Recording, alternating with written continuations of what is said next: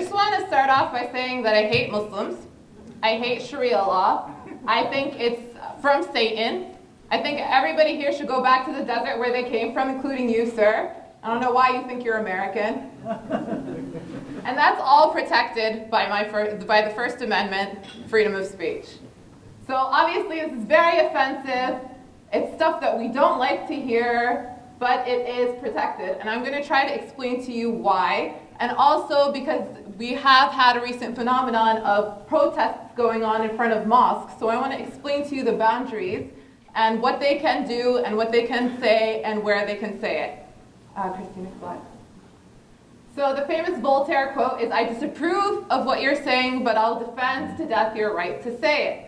The idea behind the First Amendment is, while I might disagree or find offensive or really dislike what you're saying or hate it and just want you to shut up, the idea is that we should allow everybody to express their opinions, however offensive they are, and allow the competition of these ideas to occur and the best thing to rise up. Because we have witnessed throughout this country a change of how we view things, right? Slavery was once acceptable in this country and it no longer is. There's a competition of ideas always going on. Next slide. So what speech is not protected? Almost all of the speech is protected. Even conduct can be protected. How many of you heard of the flag burning cases? So you can burn the American flag. Why do you think that is? Because it is not the conduct, the actual burning of the flag that is protected. It is the expression from that conduct, because they're expressing their distaste with what the American government is doing. They're expressing their political views. So the Supreme Court has interpreted that as a form of expression. Also, draft burning cards is a very famous case where people burned their draft cards. There was a statute on the books that was considered content neutral, and it forbid the destruction of draft cards. This is during the Vietnam War. And it didn't discriminate. It didn't say, only certain people can't burn their draft cards, or only certain people can't do certain things. It was just very content neutral. Draft cards can't be destroyed, period. But the Supreme Court found that the burning of the draft card was a form of expression, a form of speech. So what I listed here is, generally speaking, what kinds of speech that the Supreme Court has found that they can restrict. So you have obscenity, fighting words. So fighting words, for example, the Supreme Court interpreted that as what a reasonable person would interpret as inciting them to violence. So Christy, come up here. Come on. No, no, I'm just saying that. Let's fight. Let's do something. What would incite the person to react to you violently? Those are fighting words. Child pornography, that's a very clear one. Perjury, that's obvious when you swear under oath and you say a false statement. Blackmail, incitement to imminent lawless action. So this is something where somebody makes a speech, okay? And I hate Muslims. And I dislike them. I want to ban them from this country. I don't think they should be allowed in here. Have I incited you to imminent lawless action yet? Yeah. No. Why do you think that? That actually, the Supreme Court would look at my expression and what you would interpret it as. But okay, I hate Muslims. Ban them from this country. Don't let any of them in. Just get rid of all of them. They're dangerous, they're terrorists, and if they're not terrorists, they're potential terrorists. But you spoke to a lot of crazies. You spoke in front of a lot of crazies when you said that. Just get rid of them. That's incitement. That's pretty true. But what are you missing? Imminent lawless action. The Supreme Court, I don't think, would likely interpret that as incitement to imminent lawless action. I'm not asking you to do anything specific. I'm not asking you to go to your local neighborhood, take your gun, and, start rounding them up, am I? Yes, you are. Get rid of them. Yeah. So? It could be a legal way. But also it could be illegal. That's your mind. That's your mind. That's not my problem. That's an interpretation, right? So that's not a very crystal clear one. And of course I'm bringing it up because you have Trump calling for a ban on Muslims and you have all of these other people who are calling for the exclusion of Muslims. But the court, in determining whether it's imminent is based on the nature, so they're going to look at who I'm speaking, like what am I saying it with? Am I saying like before I was smiling, now I'm angry, that sort of thing. So imminent bases on the nature of what I'm speaking of. Like say if I say the solar eclipse is going to be happening next year, we would be considering that imminent, right? But if I say if it's going to rain in an hour, might not consider it imminent. So it's based on the nature. If I encourage somebody to go and, you guys in the future might want to consider, visiting those Muslim neighbors of yours and letting them know what's up. Did I say anything that's imminent in that statement? No. But if I say, like, you want to go and, consider in the future taking care of those Muslim neighbors of yours, take them out, bring your rifle with you, take your shotgun, make sure you're protected. Now I'm talking about a different crime. Before I was talking about maybe trespass. Now I'm talking about possibly murder. So also, what am I inciting you to do? What is the action that I'm encouraging? Has to be looked up. That's what the Supreme Court, or the court is also going to look at when they're determining whether it's imminent or not. True threats, so they're also, that's the same idea as the they're going to try to get at, like, what is the intention of the speaker when they're talking? What are they encouraging? Even if the speaker doesn't intend for somebody to do something, how does the person in front of them interpret it as? What would a reasonable person in the situation interpret it as? Next slide. So the other thing that's very important is where is the speech taking place? Very highly protected are parks, sidewalks, and streets. Those are considered public forums. Those are open to anyone to speak at. And what is surrounding most buildings in this country? Sidewalks. So that's where your vast majority of protests are going to go on. That's where the protests against the mosques have been occurring. You don't have to get a permit to protest on a sidewalk. What the court can place, they can place time, place, and manner restrictions. So if it's me and Kathy protesting against the local mosque, do you think we would need a permit? No. No. What if it's me and everybody in this room and another 200 people? Would we need a permit? Why? Just the number? Traffic, yes. So what they want to do is they don't want to touch your speech, they want to touch your conduct. So they want to ensure that you're not blocking the sidewalk, that the traffic can flow as it normally would. Nothing is being impeded. You're not forcing anybody to stay and listen to you. You are just expressing yourself openly without impeding anyone else.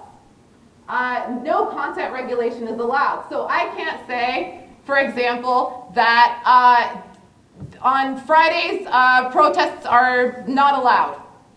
Just because that's content neutral, right? I just said on Fridays protests are not allowed. But somebody could come back and say, well, on Fridays Muslims have their holy day and I want to go protest in front of their mosque. So that is a restriction on me that is content neutral on its face, but it can be interpreted as restricting against a certain group. So there's some statutes that you'll find that are content neutral. Like for example, in New York City they had an anti-littering law. So they banned all people from passing out leaflets that you always get, right? So the court found that while that statute is content neutral, and it's a fair restriction, right, on time, you don't want litter all over your streets, that it was preventing the speech from coming out, it was preventing people from expressing themselves. And the other thing about the public forum, it protects the people who are poor and who don't have access to television, who don't have access to the radio. They don't get that opportunity to express themselves in those venues, to be able to express themselves. Everybody has access to the sidewalk. Everybody has access to the streets, right? So that's why these are highly protected locations. And they want to make sure that they're not being discriminated against. So the time, place, and manner restrictions are very narrowly interpreted. Next slide. And then you have your limited or designated public forum. So limited designated public forums, you want to start thinking of your Capitol grounds, courthouses, state fairs. They're not normally open to the public to express themselves, but they have been open to certain groups. So for example, university meeting groups used by students. So if, say, they allow one student group, the Republican group, to come in and have their meetings and invite speakers and do those sort of things, they can't tell the communist group the next week, oh, well, this is, we don't want your group coming in because, this is not convenient and this is a public university and we're going to restrict that time period. They can't discriminate according to those opinions in those kind of cases. If they open it up to one group, they have to open it up to all groups. They can't discriminate according to your viewpoint. And other than that, if they allow nobody to come in and nobody to speak, then that's a fair restriction in these kind of areas. Next slide. And you have your non-public forums, your privately owned property and your public property. You want to think like the military bases, all of the other kind of government buildings where no speech is allowed and nobody from the public or even from those kind of areas is going to be conducting those kind of activities. So your jailhouses, private residential property. Some people get around the private residential property again by going to the sidewalks. But then you can put restrictions on that by saying one of the restrictions on time, place, and manner is noise, right? So if you want to use loudspeakers, if you're disturbing the peace in terms of the sound volume or something like that, that can also be a restriction that can be placed. Next. So what I'm going to do is I'm going to run through a few examples. I gave you a brief background, but I feel like people in this room know the First Amendment fairly well, and I'm going to ask you to tell me how the Supreme Court came out with this, which side they took. Do you think this is protected by the First Amendment or not protected by the First Amendment? So this is the case of the National Socialist Party, which is in essence the Nazi Party in the United States. They chose out of all cities a suburb of Chicago called Skokie, Illinois. And in that city was a large Jewish population. And not only was it a large Jewish population, at the time there was thousands of Holocaust survivors.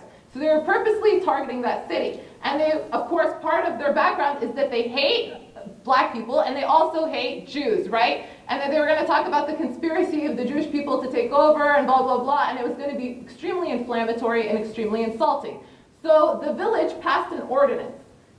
And it was neutral, as you can see on its face. It said that if more than 50 people assembled, they have to get liability insurance in the amount of $300,000. They have to get $50,000 in property damage. And they have to get the approval of the appropriate officials that they will not portray criminality, depravity, or lack of virtue or incite violence. You recognize some of these words from speech that I told you was not protected, right? So how do you think the case came out? They allowed it.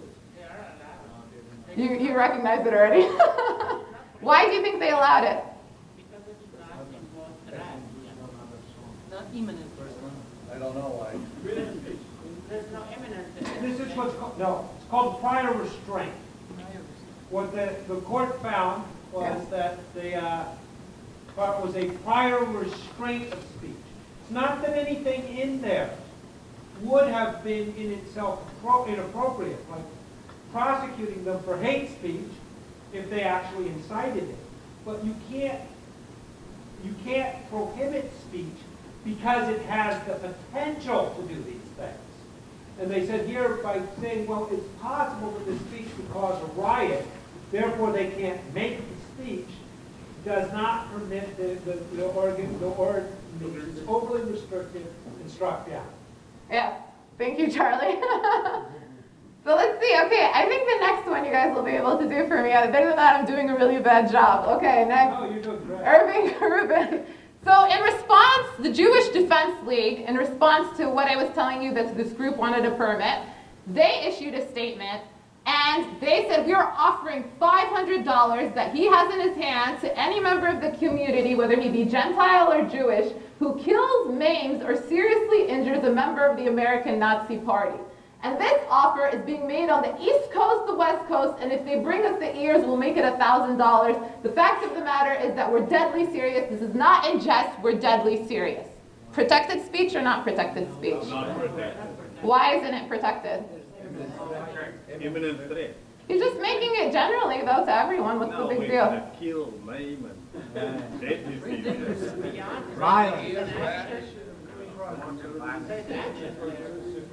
Yes, so it is not protected. This is a pretty clear example of speech that wouldn't be protected. The court found that while he was saying we're deadly serious, he's making which kind of crime? He's saying murder. That's very serious. Even if you don't put a specific time period on it, the court will determine that more likely to be imminent, right? And yeah, that one is a pretty clear example. Next slide. So this is a famous case. This is Wisconsin v. Mitchell. There was a group of young African-American boys who went to see this movie. And in this movie was a particularly moving scene. I can't remember what the scene was, but it inspired them to action. They were really angry when they came out of the movie.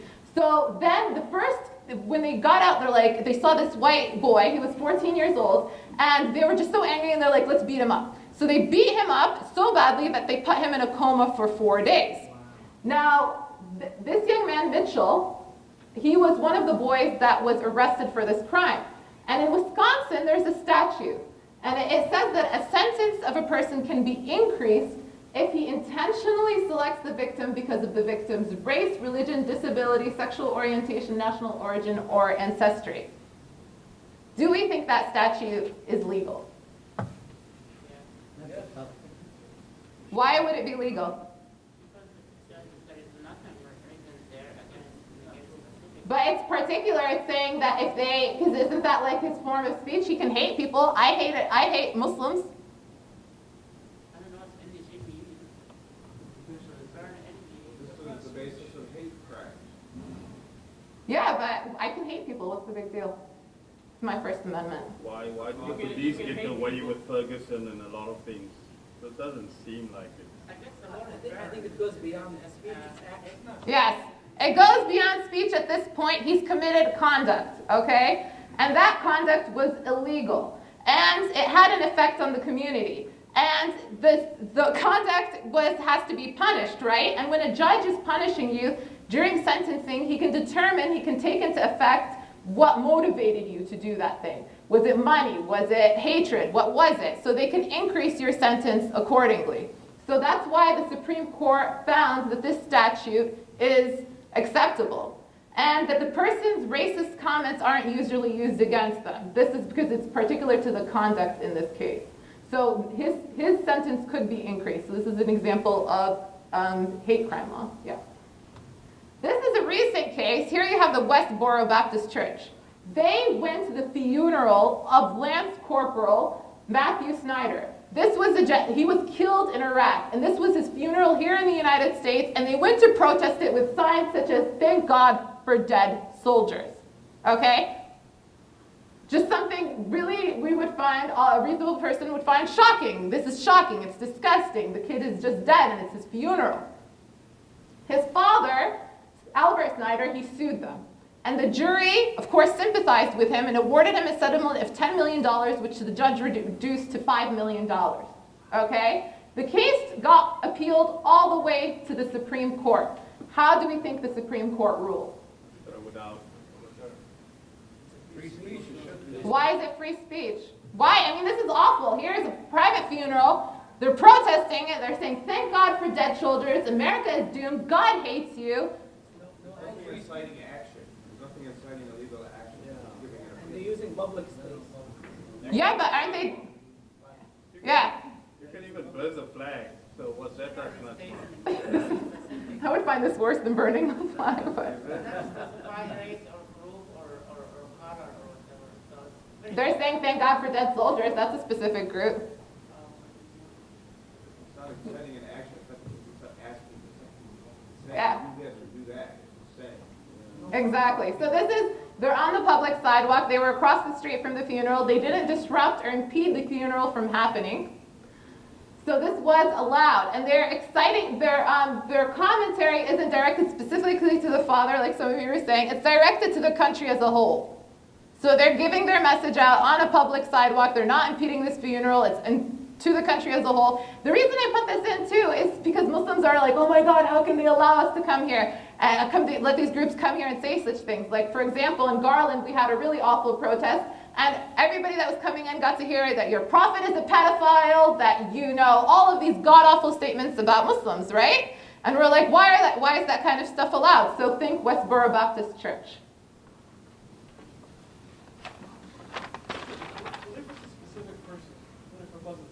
That's a different case. Yeah, you're thinking now you're going to go into defamation, and then you're going to go whether it's a public figure versus a private figure, and then like what did they say exactly, and whether it was true or not. And so now we're going into mosque protests. So in our area in Texas, North Texas in particular, we've been having several. I know that there was one that was supposed to happen here. I don't know if it ended up happening or not. It didn't, right? Nobody showed up. So, next slide. So this is the Freedom of Access to Clinic Entrances Act. So while we said speech was protected, we said conduct impeding others is not, right? So they can come in, they can yell at you, they can come on the sidewalk as long as they don't block people from walking on the sidewalk, and they can say all of these kind of things. So this act was actually created to protect abortion clinics because people were blocking the entrances and impeding people from going in. And part of the act also ended up protecting religious institutions as well. So people can't use the force of physical threat, they can't even threaten you with physical force, or physically obstruct or intentionally injure or do any of these kind of things. So you need to be aware of if this is going on when somebody protests against the local mosque or protests in general. Are they physically threatening you? Is it preventing you from going into a certain area? That sort of thing. Next slide. So these are some examples of prohibited activity. You can have blocking a person's access to the facility, physically stopping them from coming in, making it difficult or dangerous to walk to the facility, trespassing on the property of the facility, vandalism, threats of violence, stalking, so on and so forth. So you'll see with all of these that it's conduct that is being banned. It's not what they're saying, it's their conduct. Next slide. So non-prohibited activities include distributing literature, carrying signs, shouting, singing hymns. So this is all speech. However offensive it may be, that is protected. So I looked at the Michigan gun laws. Here in Michigan, in the state of Michigan, you have something called gun-free zones. So gun-free zones, they do apply to places of worship. And they have two statutes in particular. You have the one that prohibits the possession of firearms completely on all church or other house of religious worship would be mosques. So nobody would be allowed to possess weapons on these properties. And they also have another statute specifically for people who have concealed carry licenses. So people who can carry their pistol in a concealed manner. So in this statute also, and this one specifies mosques, that nobody can come in even with their concealed gun, even if they have a license, onto the mosque unless the people in the mosque, the presiding officials, give them permission. The other thing you should know is that the statute does not apply to parking lots. It only applies to the facility itself. Does that apply to agents of the government? No, it doesn't apply to police officers. Active duty, and there's certain, if you read the statute in detail, there's certain restrictions that they have to be working certain hours and stuff like that, that they're full-time.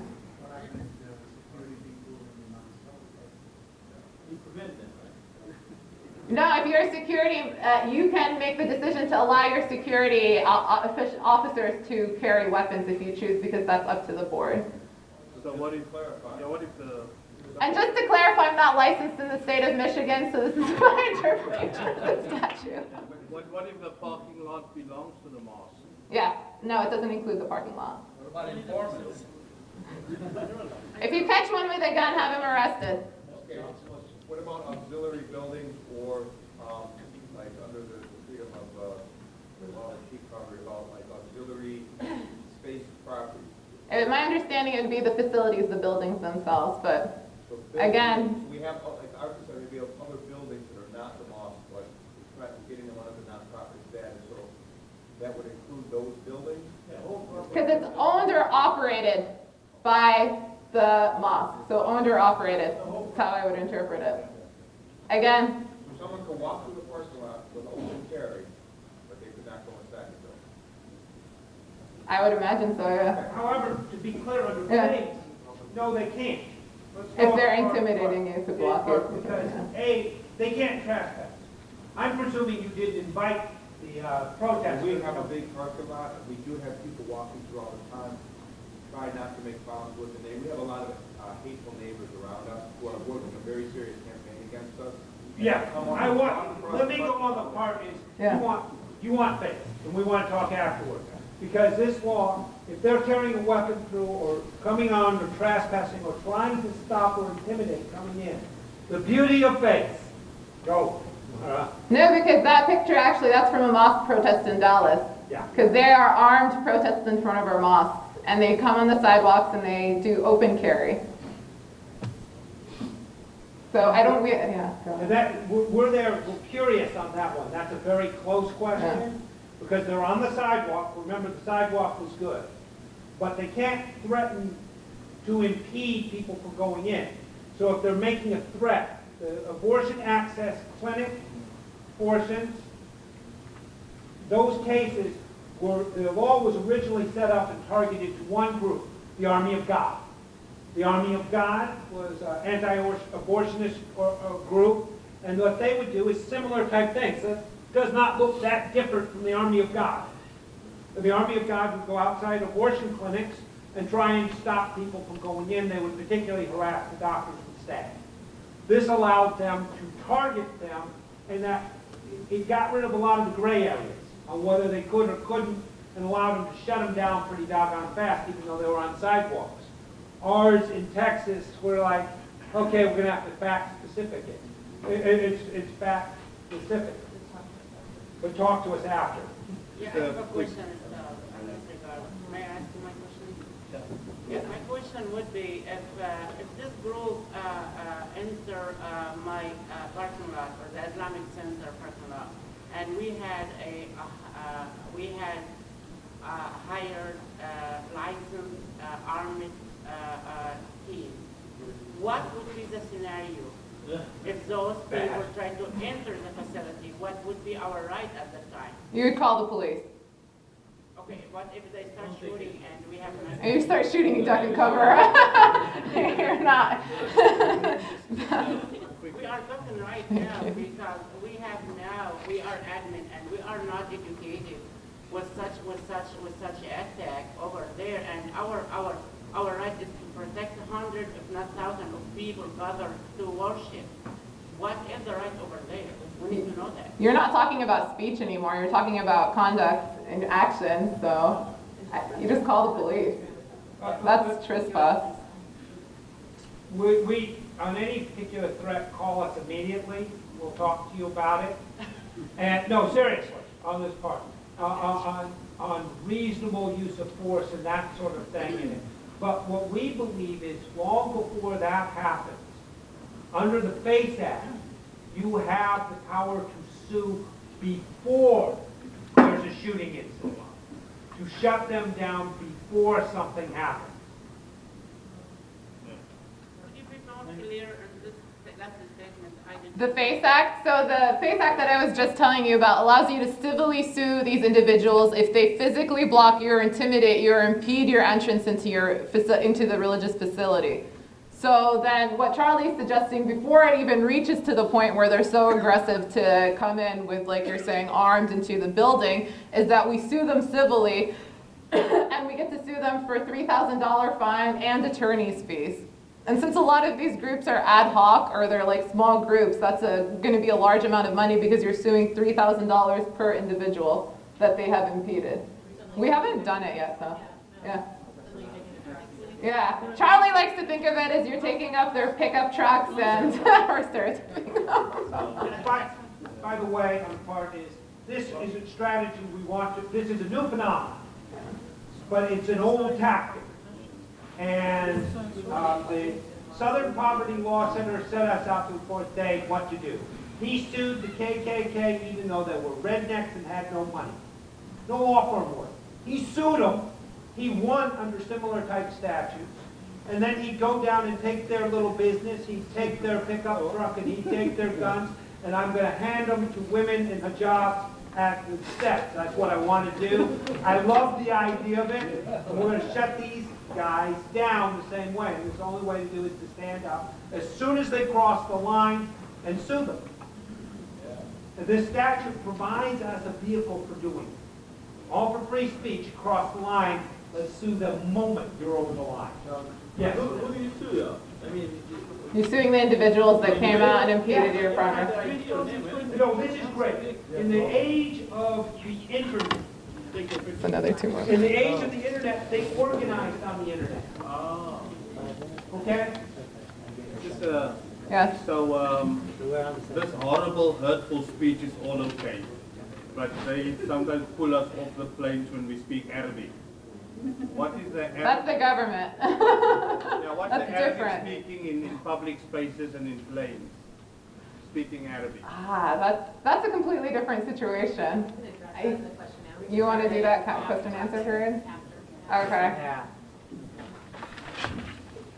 I think I'm done. So this is I came across this. This is a form of conduct. This is, Terry Jones.